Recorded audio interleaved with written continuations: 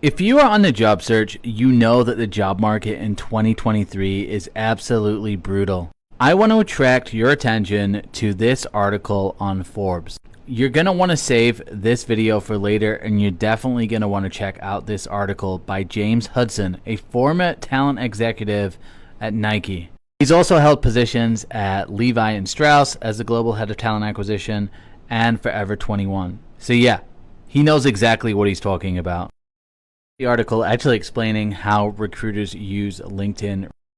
You might not know this, but recruiters spend a lot of time actively searching out candidates on LinkedIn versus looking at inbound applicants. He then moves on to how you can become more discoverable on LinkedIn.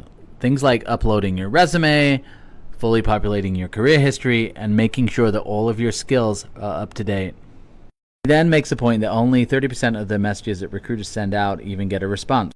So LinkedIn actually created a section that shows people who are more likely to respond or more likely to be engaged with your brand. So if you want to be a part of that cut or that filter, you've got to follow the companies you're interested in.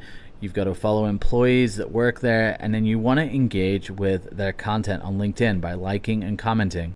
He then goes on to talk about the open to work feature, and anybody that follows me knows that last week a well-known recruiter from Google, or who used to formerly work at Google, said that open to work makes you look desperate and that CEOs, hiring managers, and recruiters will never hire you with it.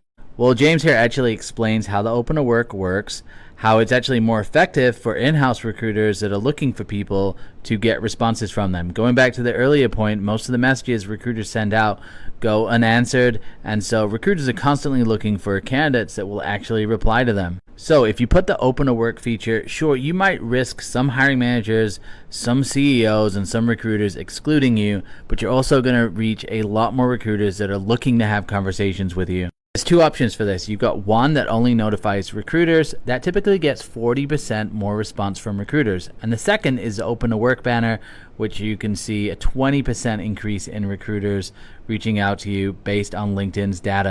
As I mentioned in a video in the past, you got to do what works for you. So turn on the open to work, and if it starts working for you, great. If you don't see any better results, maybe turn it off. You've got to make the best decision for you. You should never apply to jobs. People who apply to jobs don't get jobs.